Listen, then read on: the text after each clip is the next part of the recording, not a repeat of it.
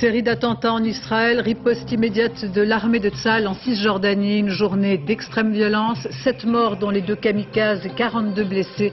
La rencontre entre Yasser Arafat et Shimon Peres serait maintenue. L'afflux de réfugiés qui tentent de gagner la Grande-Bretagne à travers le tunnel provoque de nouveaux incidents. Après qu'un vigile ait tiré sur un jeune Afghan, 4 personnes ont été ce soir mises en examen. La sécurité en question. Jean-Pierre Chevènement se lance ardemment dans la campagne présidentielle et sans complexe. Il ne veut pas être le 3e homme, mais bien le premier. Discours d'un battant devant plusieurs milliers de personnes à Vincennes. C'est Venus Williams qui a remporté la finale de Flushing Meadows, battant sa cadette. Une histoire de famille, une famille en or qui rafle tous les prix, un parfum de rêve américain.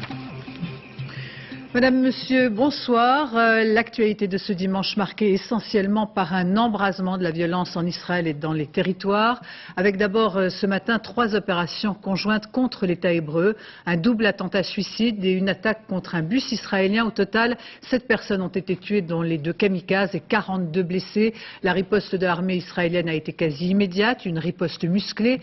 Et dans ce contexte de tension extrême, la rencontre prévue entre Yasser Arafat et Shimon Peres la semaine prochaine semble pourtant préservée. Nous y reviendrons dans un instant avec notre correspondant permanent en Israël. Mais d'abord, le récit de cette journée, Charles Anderlin. 11 h, Nahariya, dans le nord d'Israël, un kamikaze palestinien vient de se faire sauter près du quai de la gare. Il y a 3 morts et 36 blessés israéliens, 4 sont sérieusement atteints. Les chaînes satellitaires arabes et les correspondants militaires israéliens laissent d'abord entendre que le kamikaze serait venu du sud-Liban. En fait, il s'agit d'un citoyen arabe d'Israël, militant du Hamas et habitant la Galilée. 1 heure après cet attentat, nouvelle explosion, cette fois à Beit Lid, un important carrefour routier situé à une quarantaine de kilomètres au nord de Tel Aviv. Un second kamikaze s'est fait sauter dans sa voiture piégée. Il a été tué sur le coup. Il y a 3 blessés israéliens. L'attaque n'a pas encore été revendiquée. Cette journée sanglante avait commencé à 7h30 ce matin dans la vallée du Jourdain. Depuis une voiture, des Palestiniens ont ouvert le feu sur ce minibus qui transportait des institutrices et des jardinières d'enfants. Le chauffeur et une enseignante sont morts, 3 autres Israéliennes blessées. Le djihad a revendiqué cette attaque. La riposte israélienne ne s'est pas fait attendre. Les hélicoptères de combat ont bombardé des bureaux du Fatah de Yasser Arafat et des services de sécurité palestiniens à Jéricho, Ramallah et dans d'autres villes de Cisjordanie. Et cela bien que ces attentats soient le fait des mouvements islamistes. Je crois que c'est une escalade très dangereuse. Les Palestiniens ne la craignent pas. Cela n'arrêtera pas l'intifada, la résistance, au contraire. Que ce soit le djihad islamique, le Hamas, ils font tous partie de la même stratégie. La stratégie d'Arafat de mettre en flamme la région et de tuer le plus grand nombre possible des femmes, des enfants israéliens. Le cabinet de sécurité israélien s'est réuni cet après-midi pour examiner la situation et prendre de nouvelles mesures. Charles Anderlin, que nous retrouvons en direct de Jérusalem. Revenons d'abord sur la riposte israélienne. Apparemment une riposte immédiate et graduée en fonction de la nature des attentats. Oui, mais il ne faut pas exagérer ce genre de riposte. Vous savez, dès qu'un attentat est annoncé par les radios, ici dans la région, les Palestiniens évacuent les bureaux du Fatah, les postes de police, les casernes. Et aujourd'hui, à Ramallah, à Jéricho, il n'y a pas eu de blessés graves. Les hélicoptères israéliens ont bombardé des bureaux vides et à Jéricho, un entrepôt de matelas. Que peut-on dire, Charles, sur l'origine des kamikazes? Que sait-on de leur appartenance? Oui, surtout c'est le kamikaze de Nahariya qui inquiète les services de sécurité israéliens. Il vient d'Abu Sanan, un petit village de Galilée proche de Nahariya. C'est la première fois qu'un citoyen arabe d'Israël commet un attentat suicide. Et aussi bien le Shin Bet que l'armée se posent ce soir des questions sur la pénétration du Hamas des mouvements islamistes palestiniens au sein de la minorité arabe d'Israël. Alors évidemment, la question que l'on peut se poser ce soir, qu'en est-il de la rencontre prévue entre Yasser Arafat et Shimon Peres? On se veut optimiste en Israël? C'est négocié en ce moment. Il est fort possible qu'une rencontre ait lieu demain en Égypte. C'est ce dont il est question en ce moment même. Les émissaires européens sont à Jérusalem. Pour l'instant, les Israéliens n'ont pas encore donné leur accord. Merci Charles Anderlin de toutes ces précisions. Pas de répit dans le sud de la France. Les pompiers craignaient que cette journée de dimanche soit celle de tous les dangers. Certaines zones ont été placées en alerte maximum. Reste que dans les Alpes d'Haute-Provence, un incendie près de Manosque, poussé par des vents violents, a mobilisé plus de 300 pompiers. Il serait maîtrisé à l'heure qu'il est, alors qu'un autre départ de feu a pris en fin d'après-midi plutôt, au Castelet. Dans ces régions, comme dans bien d'autres départements, c'était aujourd'hui l'ouverture de la chasse, avec une particularité près de Marseille, où les massifs boisés ont été placés en zone interdite. Et tant pis pour les chasseurs qui faisaient grise mine, mais la sécurité de la région était à l'évidence la priorité des autorités. Michael Darmon, Benoît Jourdan. Bon les gars, on laisse la place, l'établissement, on va faire le plein. 5 hectares partis en un peu plus d'une heure. Sur ces collines entre Gardanne et Aix-en-Provence, les pompiers font la course avec le Mistral. La centaine d'hommes mobilisés assure le noyage du secteur, alors qu'ici, le foyer reste toujours en embuscade. C'est l'un des 30 départs de feu de cette journée. Tout le secteur est bouclé, les colonnes de renfort déployées sur le terrain comme au même titre que nos services sont en phase également de noyage et nous prêtent la main. L'urgence de l'autre côté de la route, c'est aussi de protéger la station-service. Des volontaires s'y emploient, excédés par ce fléau des incendies. Et je vous en dis pas plus. Il n'y a pas de justice pour les incendies. Et pourtant, l'interdit préfectoral de circuler dans les massifs boisés devait réduire les risques. On reportera l'ouverture dimanche prochain. Les chasseurs qui en ont surtout fait les frais ont pour la plupart d'entre eux préféré poser le fusil. Mais selon eux, c'est aujourd'hui 30 000 témoins potentiels qui ont manqué aux forces de l'ordre. Il est prouvé que dès qu'il y a l'ouverture de la chasse, il n'y a plus de feu. Dès que les chasseurs descendent dans les collines, il n'y a plus de feu. Donc c'est prouvé et il semblerait que ce soit souhaitable qu'on fasse notre ouverture normalement.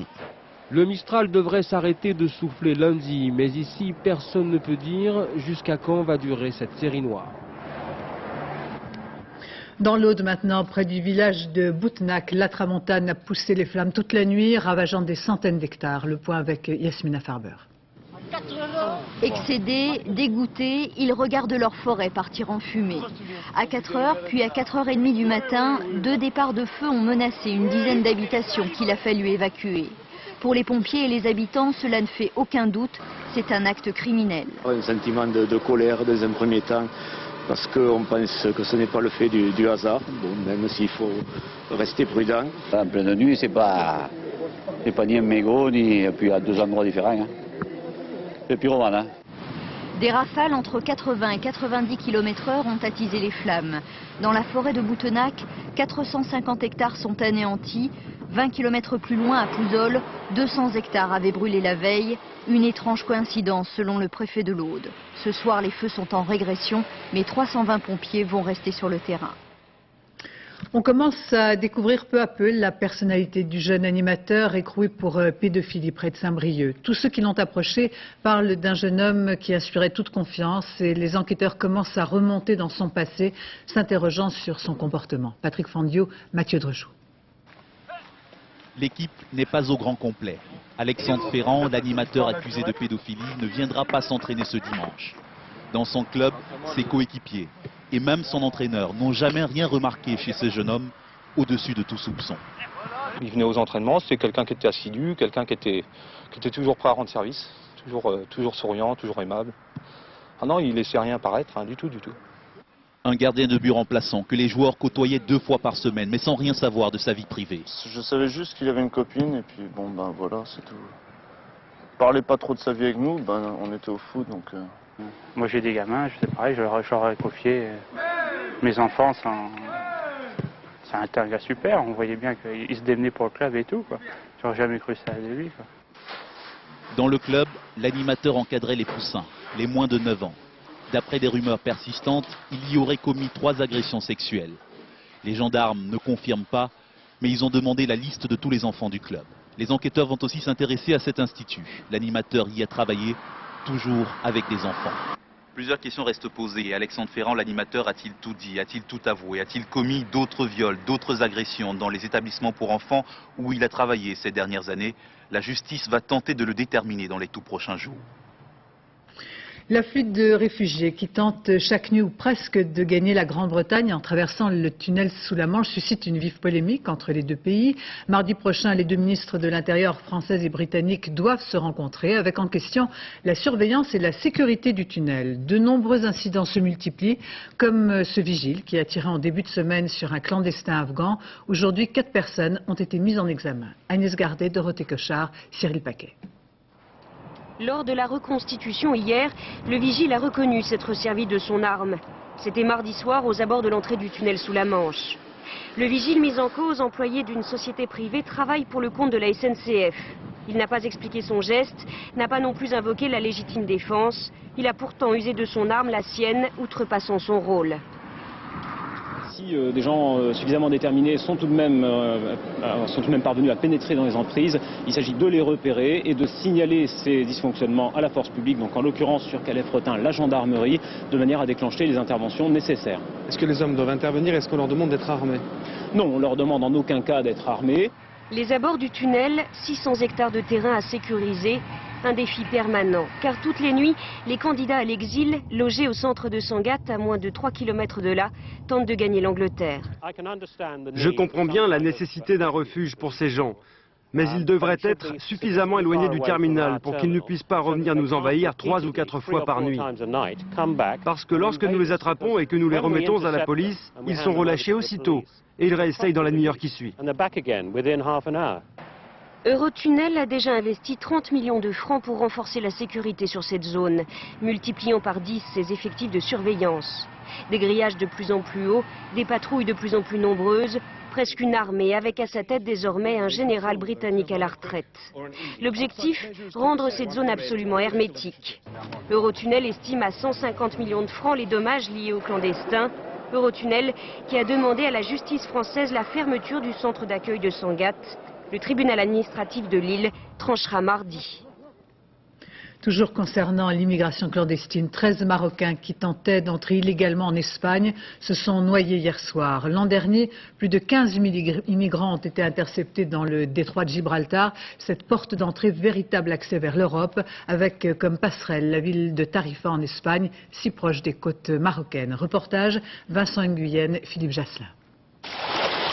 Oui, c'en est une, au fond là-bas, une patera. Une de ces embarcations qu'utilisent les clandestins pour traverser le détroit de Gibraltar depuis le Maroc. Dans ce Zodiac, ils étaient 33.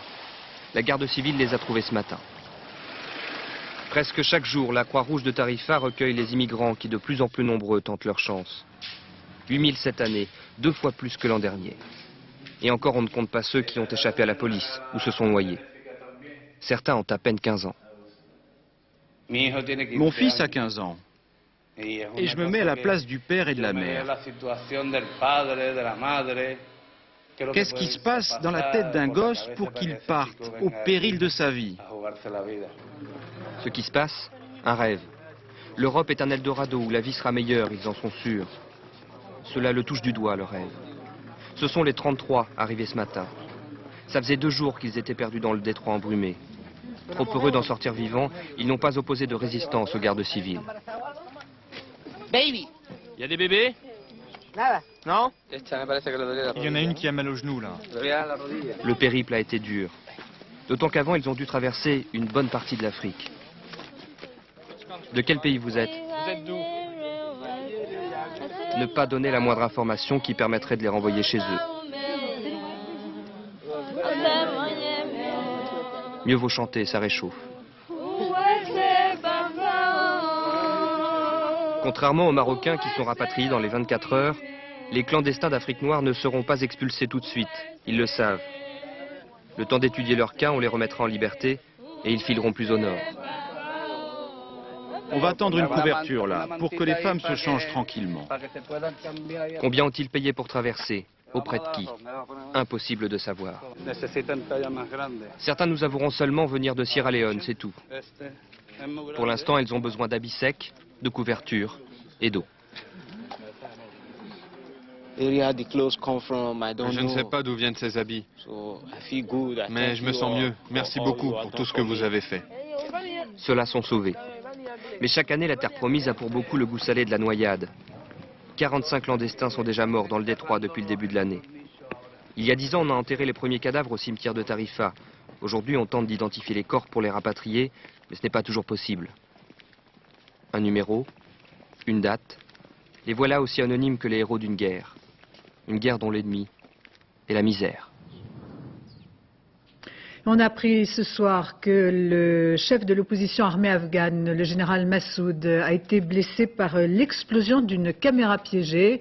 Apparemment, selon les premières informations, le général a été simplement blessé à la jambe. Politique française, il est en verve, Jean-Pierre Chevènement, débordant d'énergie pour son premier meeting de campagne à Vincennes. Il n'a pas hésité à se présenter, non pas comme le troisième homme, mais comme le premier à la présidentielle. Une campagne qui démarre sur les chapeaux de roue. Arnaud Boutet, Patrice Brugère. Devant le chapiteau, ils attendent bien sagement. Il y a les habitués, les militants du mouvement des citoyens, et puis les autres, des curieux et quelques gaullistes. Le mouvement gaulliste est mort le 9 novembre 1970 lorsque le général est mort. Le seul en qui j'avais confiance, et le deuxième maintenant, c'est M. Jean-Pierre Chevènement. Pour attirer tous les républicains, Jean-Pierre Chevènement s'entoure d'hommes de réseau. À l'extrême gauche, François Morvan déploie ses antennes et tente de convaincre ses anciens camarades de la LCR, mais ce n'est pas toujours facile. Ils sont aujourd'hui encore à l'extrême gauche et au Parti communiste, encore enfermés, gérés dans des horizons anciens, mais la campagne de Jean-Pierre Chevènement va les convaincre. Il y a également le réseau des gaullistes de gauche, mais Jean-Pierre Chevènement compte beaucoup sur l'influence de cet homme, Patrick Kessel, l'ancien grand maître du Grand Orient de France. Sur le terrain, les femmes et les hommes que nous rencontrons ont envie de changement, envie d'un ressourcement républicain, ils se mobilisent. 5000 personnes, le premier résultat est encourageant. Jean-Pierre Chevènement a décliné sa vision de la République. L'autorité de l'État, l'école, le travail, 10 propositions pour un changement radical. Il ne suffit pas d'un troisième homme. Même si je suis le mieux placé. Hein.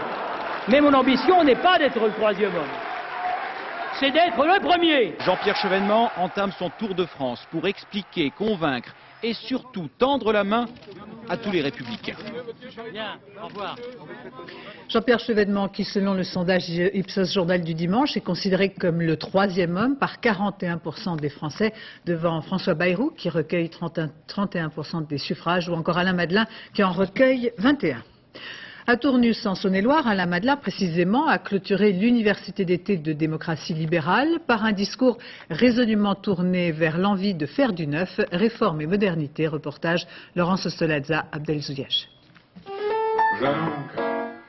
En l'espace de 48 heures, Tournus la tranquille aura vécu au rythme de toutes les partitions. De Guy Marchand à la techno, il y a un monde et un électorat qu'Alain Madelin veut rassembler. Mais pas question d'incarner une troisième voie. Il veut être le deuxième homme de l'opposition et fédérer à la fois les trompés du socialisme et les déçus du chiracisme. Jacques Chirac, qu'as-tu fait de notre belle victoire de 1995? Et Lionel Jospin, qu'as-tu fait des chances de la croissance? Avec son slogan « La Nouvelle France », Alain Madelin reste sur son credo libéral, celui des libertés rendues, choisir l'âge de sa retraite, l'école de son enfant et surtout son temps de travail. Le ton devient plus ferme et solennel lorsqu'il aborde le problème de la délinquance et des moyens de la justice. Il est clair, je le répète, que nous n'avons pas donné à la justice et à l'État les moyens de faire respecter la loi pénale. C'est la raison pour laquelle la priorité aujourd'hui, c'est un plan hors sec pour la justice. J'ai dit 12 milliards. 12 milliards, c'est beaucoup. 12 milliards. On trouve toujours 12 milliards quand on trouve 120 milliards pour les 35 heures. Voilà déjà un an qu'Alain Madelin rôde ses grands thèmes de campagne. L'ancien maire de Redon n'a bien sûr pas oublié la régionalisation. C'est d'ailleurs sur fond de rock celt qu'il a prôné ce week-end une très large autonomie pour l'ensemble des régions françaises. Et pour sa part, Philippe de Villiers, s'exprimant sur la prochaine élection présidentielle, a considéré qu'il s'agirait d'un match entre Lionel Jospin et Jacques Chirac, selon ses propos, Tristounet Ier contre le premier délinquant de France. Fin de citation. Au plan social, l'ouverture aujourd'hui de négociations à Air Littoral entre les syndicats et la direction. La grève a été reconduite au moins jusqu'à mardi. Ce dimanche, seuls 20% des vols étaient assurés au départ de Montpellier. Demain commencent les traditionnels entretiens de Bichat. Il sera abordé la question de la migraine, une maladie souvent mal prise en charge et qui pourtant concerne 7 millions de Français. Bernard Kouchner doit lancer au début de l'an prochain un plan antidouleur avec notamment l'ouverture de centres d'urgence contre la migraine. Il est grand temps car aujourd'hui il n'en existe qu'un seul à l'hôpital Lariboisière à Paris où se sont rendus Romuald Benant et Olivier Flavien.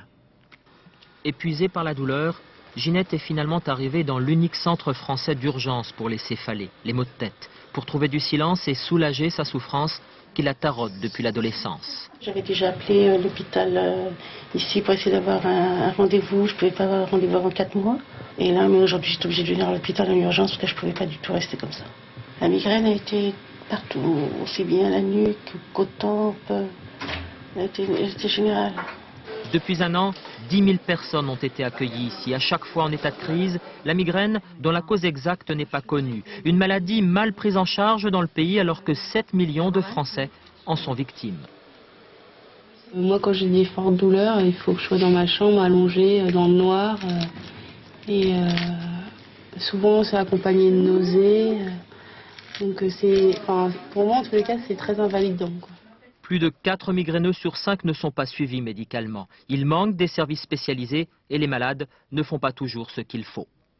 Quand ils font de l'automédication, ils vont dans le mauvais sens. Ils doivent aller voir leur médecin généraliste ou un neurologue. La deuxième chose, ce sont les enfants. Il faut sensibiliser les migraineux à s'occuper de leurs enfants pour les faire soigner.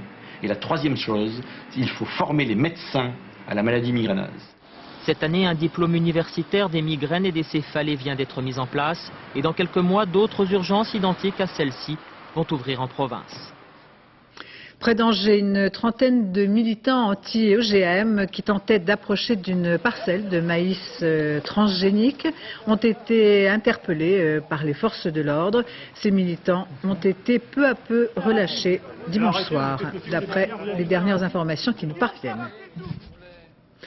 L'un des États le plus petit du monde, le Vatican, a décidé de se lancer dans l'inventaire de ses richesses culturelles. 2 ans n'y suffiront peut-être pas. C'est en tout cas le délai prévu pour recenser les collections de musées, les milliers d'ouvrages ou encore les villas et jardins. Premier catalogue de ces trésors que nous feuilletons avec Alain Chavon. L'État du Vatican a donc décidé de faire un inventaire général de son patrimoine culturel. Entreprise titanesque qui prendra 2 ans et qui sera aussi souvent mission impossible. La basilique Saint-Pierre, par exemple, quelle valeur? Des milliards de dollars ou un franc symbolique? Elle est tout simplement inestimable. Tout comme les fresques de Michel-Ange, que l'on imagine mal retirées des murs de la chapelle Sixtine pour être mises sur le marché. En vérité, cet inventaire ne concerne pas les chefs-d'œuvre des musées du Vatican, signés des plus grands maîtres italiens, déjà largement répertoriés. Mais ce qui précisément ne l'est pas, ou mal. La bibliothèque, par exemple, qui contient des centaines de milliers d'ouvrages. Certains, comme cette Bible de Gutenberg, sont bien connus et estimés. Mais beaucoup de chefs-d'œuvre se cachent dans ces rayons. Mais la volonté d'inventaire du pape va beaucoup plus loin. Les jardins, notamment, devront être répertoriés. Même cette reconstitution un peu naïve de la grotte de Lourdes. Sans oublier les voitures, certaines comme cette Citroën C6 offerte en 1930 à Pie XI, aux poignées en or massif, sont de véritables œuvres d'art qui ne dépareront pas dans l'inventaire.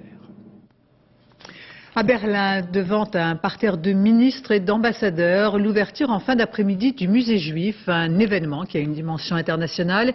Il s'agit du plus grand musée d'Europe qui retracera les 2000 ans de l'histoire des Juifs en Allemagne, insistant d'abord sur leur contribution à la vie de la nation et non pas sur l'histoire exclusive de l'Holocauste. Patrice Romden.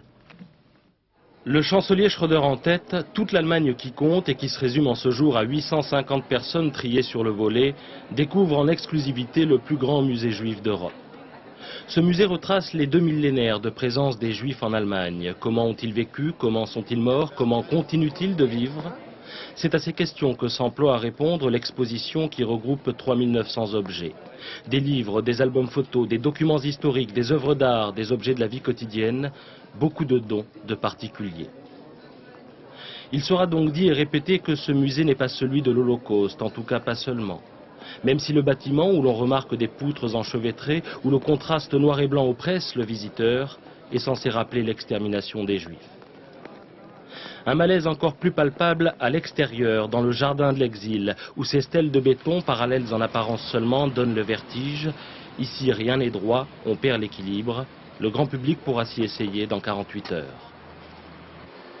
La communauté juive allemande attendait cet événement depuis des années. Et le faste qui l'entoure témoigne au moins d'une chose.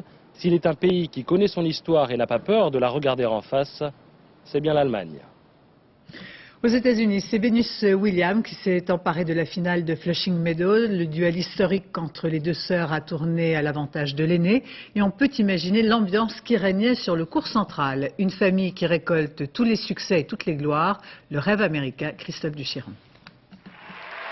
La nuit dernière à New York, elles sont entrées en scène ensemble et tout sourire, les sœurs Vénus et Serena, unies jusque dans la performance, inséparables depuis l'enfance. Elles sont nées pour gagner parce que leur père Richard l'avait décidé.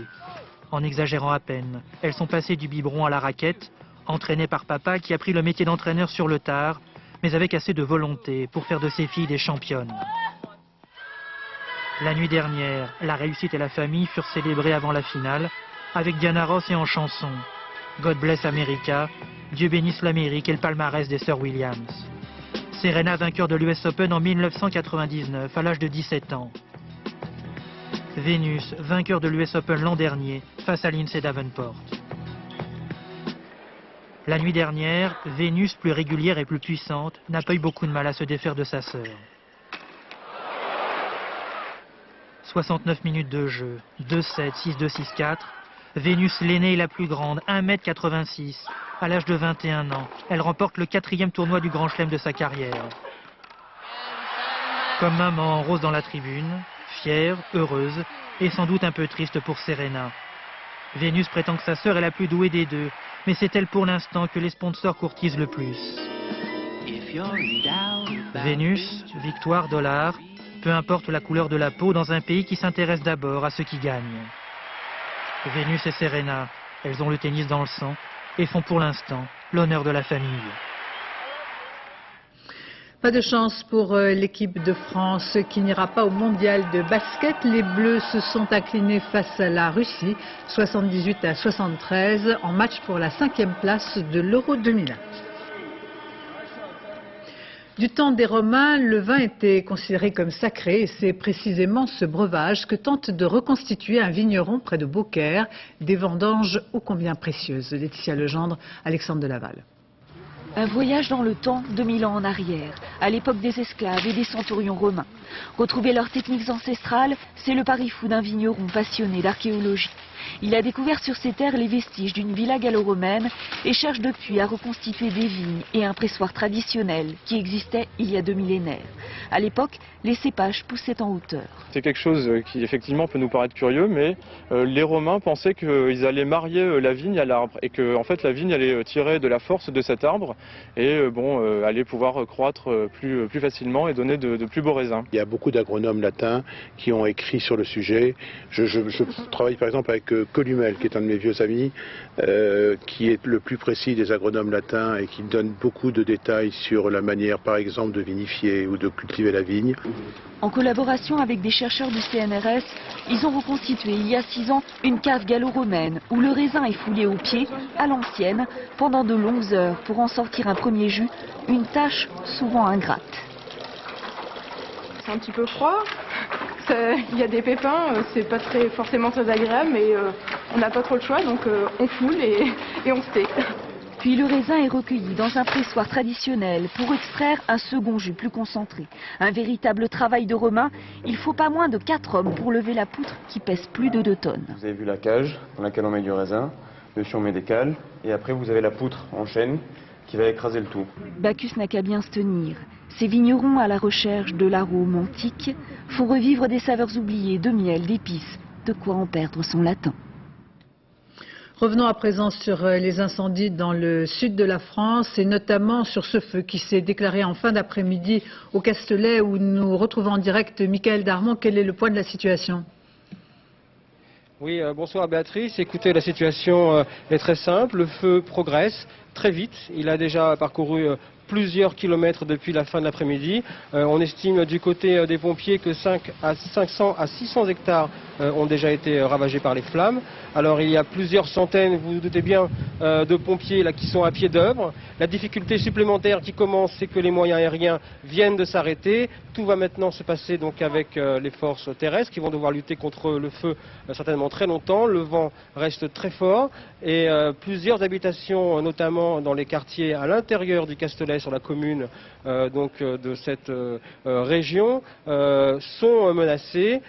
Tous les moyens ici de la région ont été mis à contribution. Les piscines sont vidées, les pompiers se déplacent, les populations prêtent secours à l'intérieur des terres.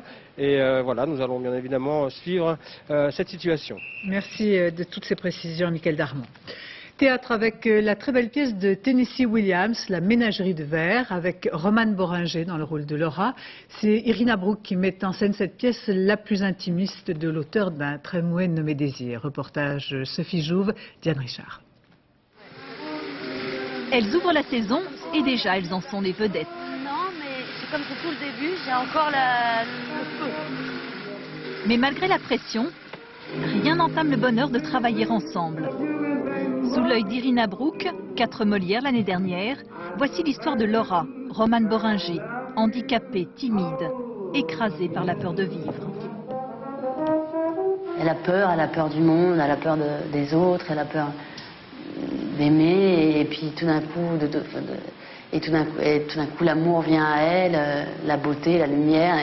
Donc ça me ramène à une sorte de timidité adolescente que j'ai eue et que j'ai oubliée un peu. Oh Laura, n'y a-t-il jamais eu un garçon qui t'ait plu? Si, il y en a un qui m'a plu. J'ai retrouvé sa photo il n'y a pas longtemps. Il t'a donné sa photo? Non, elle est dans l'album du lycée. Oh, un camarade de classe. Ce personnage, toujours sur le fil du rasoir et qui se réfugie dans de petits rêves, Romane lui donne une émotion et une intensité incroyables. C'est des rôles intenses, c'est des rôles c'est des cadeaux, c'est magnifique. Je ne vais jamais me dire, oh non, là, j'ai trop donné dans la souffrance, dans la fragilité. Jamais je vais me dire ça, j'y retourne, je me fous dedans avec joie. Vous voyez, comme la lumière brille au travers. Oh, c'est vrai qu'elle brille. Je sais que je ne devrais pas montrer de préférence, mais c'est lui que j'aime le plus. Mais qu'est-ce que c'est? Oh, vous n'avez pas remarqué la corne? Oh, une licorne. Afraille! Barabas! Yes, sorcière! Des espérances qui se brisent comme des animaux fragiles. Avec cette ménagerie de verre, Tennessee Williams esquisse un portrait tendre et tragique de sa propre famille. Noir Désir, fer de lance du rock français, sort dans 2 jours son 7e album. Le groupe originaire de Bordeaux a débuté il y a 20 ans et ses fans attendent avec impatience les nouvelles productions de ce groupe qui se montrent très rarement à la télé. Olivier Lenouza, Christophe Vignal.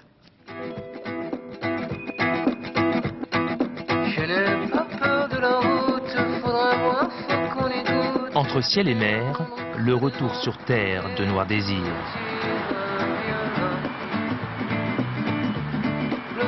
Après 5 ans de silence, le groupe phare du rock français revient apaisé. On n'est pas le groupe de rock en France, je ne supporte pas cette définition. La douce révolution des Girondins. Ils sont maîtres de leur temps. Ils possèdent un son qui leur confère une place à part. Le chanteur avait failli perdre sa voix à force de crier sa rage, de faire rugir les orages. Place aux éclaircies, la partition est aujourd'hui plus calme, mais toujours incisive. Ça prend du temps pour éviter les purs réflexes de reproduction de ce qu'on sait déjà faire. Donc il s'agit d'aller chercher en soi d'autres paysages. Enfin, ils sont là, mais ils sont enfouis, donc il faut les faire sortir. Embarquement pour de nouveaux rivages, une plage de la Méditerranée, premières images du nouveau clip de Noir Désir. Ce parfum de nos années mortes, ce qui peut frapper à ta porte, infinité de destins en opposant devine ce qu'on en retient. Des chansons qui dessinent un rêve, l'utopie d'une société plus humaine, qui dénonce la guerre économique. Les dégâts collatéraux, le même vocabulaire que celui de la guerre du Golfe. Les dégâts collatéraux dans le capitalisme sauvage, c'est le genre de truc qu'on ne regarde pas. Et nous, c'est justement ce qui nous parle le plus.